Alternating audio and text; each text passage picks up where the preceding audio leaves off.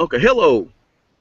How are you doing, everyone? This is Dr. Will, and I am doing another episode of the Dr. Will Show. Today, it is great. We're going to have Maria Vibandor. Did I say that correctly? That is correct. Okay, I've been jacking it up for a long time, calling it Vibander. I've been just messing that up. But today, we're going to be talking about sort of how do you discover uh, your groove, your calling, your passion. What moves you to action. And so, again, welcome, Maria. How are you doing? I'm wonderful. Thank you again for having me today. This is really Excellent. a pleasure and an honor. Excellent. Well, the honor is all mine. Is all mine. So I met Maria at a conference last year, and since then we've been doing some work together. And along the way, we've had conversations, and her story sort of stuck in my mind and was a catalyst for this show. So, Maria, for those who will go on YouTube and they'll see this, or they'll head to my blog and they see a description and they're like, well, who is Maria Vibandor? Uh, what's her story? Tell the folks who is Maria. Well, Maria currently is an employee of EverFi, which is based out of Washington, D.C., and I work with schools across the country to get them started on our learning courses that target critical life skills. So that's where I am today. However, it's been a pathway that's been being paved by myself and by others around me where I was finally able to find where do I best fit. I've always looked at myself as an entrepreneur, even when I was 5 years old. Used to make stickers and I'd turn it around and sell it to friends. But I knew there was something that I was passionate about, and I didn't quite know this until probably about 8 years ago, where I worked in corporate America. I worked in a large building with 700 staff members, and but I always found a way to be involved in the community. And with that said, I worked in an after-school program with first-generation students that would be completing high school, but at the time they were eighth graders. And I'm originally from Chicago, so if anyone knows the Chicago weather, it is sometimes unpredictable and quite cold and snowy. But I volunteered my time after work every week to meet with students. And I never missed one day. For an entire year, I worked with students in Chicago that really needed just another person to listen, whether it was just what the day was like or I need help with homework. But I was the pair of ears that would just listen. And I enjoyed the time I had there. I was happy at my job, my day job, but I found this connection to students where really needing the patience and some other voice to hear from other than their parents and teachers and friends, but another individual that would just listen. And so I thought, wow, I'm loving this. Why not move into an area? Come on, man. Hang out. Hang out. I share office. Yes. Oh, oh, you on that hangout. Yeah. Oh, I thought you was out here to get out of there. You No. said hangout. No. Okay. Ooh, so they just live. All right, go ahead. Oh, sorry. Go ahead. No, not a problem. This is the beauty of technology. It's live and in real time. But as I was saying, I just enjoyed the time I had with kids, and I thought I knew I would always find a way into education, whether it was later in life, perhaps teaching at a college or university, or maybe going into the K-12 space. But I didn't realize that that calling was asking for me much sooner. And so I pursued a career in education. And so I was living in Chicago at the time and started researching and looking into opportunities to change careers. I felt that there was just this really great opportunity to be with students, whether it was in a classroom or in a mentoring capacity. And there was an opportunity for me to move to the New Orleans region.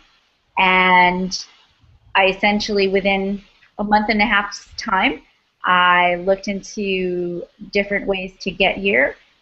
And I told my boss, I'm leaving. I love this place, but there's something calling me in. So I packed up 2 suitcases, got on an airplane, and landed in New Orleans. I did not have, I had an apartment, but I didn't have a car, nor really a solid job waiting for me.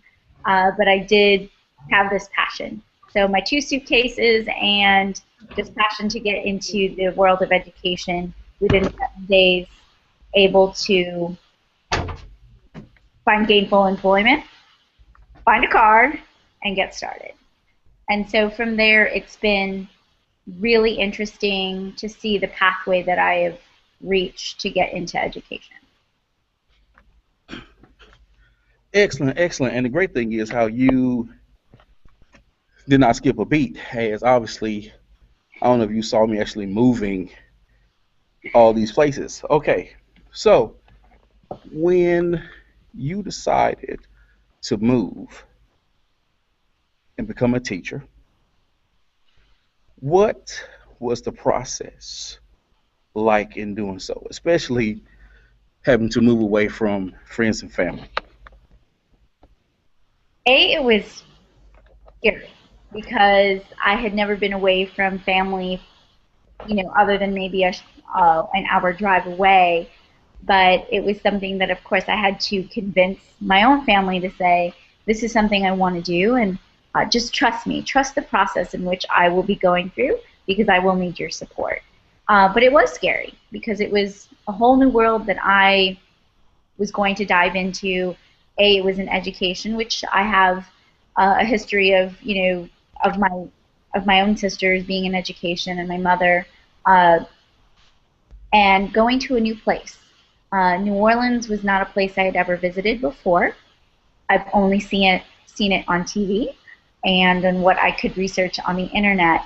And so not knowing where I was actually going to be living and working, but it was exciting. There was this level of adrenaline that was running through me to say, this is something that you need to do and that we know that you want to do. Just go for it.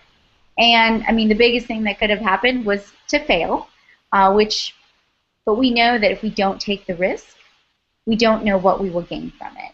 And so I was willing to take that risk, all in an effort to help change lives. Wow, wow. So you chose TFA, which in some circles are controversial, but we're not going to go there. Um, when you decided, okay, education is my thing, what made you decide to go via Teach for America and not, let's say, a traditional master's alternative route, or even since you were working with kids after school anyway, uh, work for an after school program or a youth program such as the Boys and Girls Club, etc.? I guess I can't even remember how I ran into Teach for America. I knew about Teach for America as an undergrad, and they, of course, tried to recruit me at that point, and I had actually missed deadlines. I missed all the deadlines to apply, and then I thought, I'm too old to apply, which in fact was very incorrect in my own understanding. And somehow I had received another email, or actually it was through the research I was doing, to go through an alternative route.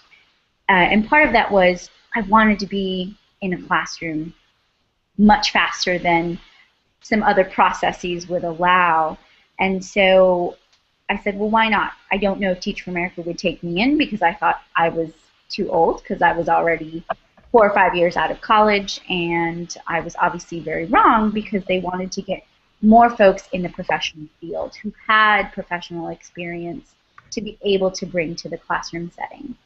Uh, I did not initially apply through Teach for America. I did look into the Chicago Teaching Fellows and also the Denver Teaching Fellows. But I pursued the Denver Teaching Fellows first because I had a love for the mountains and I love Denver, and I thought I was going to move there. I was still part of the process and the selection process when I also applied through Teach for America.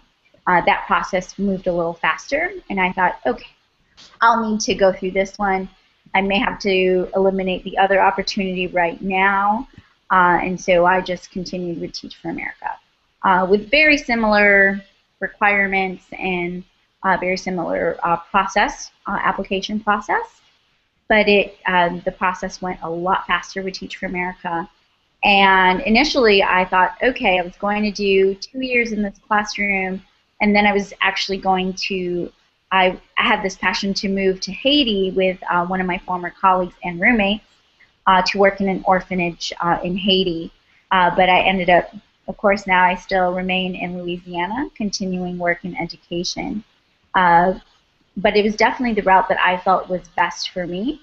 But in a while that I was in the program, I was also getting certified through the alternative certification program here locally. And that was the best way to really gain the knowledge and also the credentials to continue to teach in the classroom here.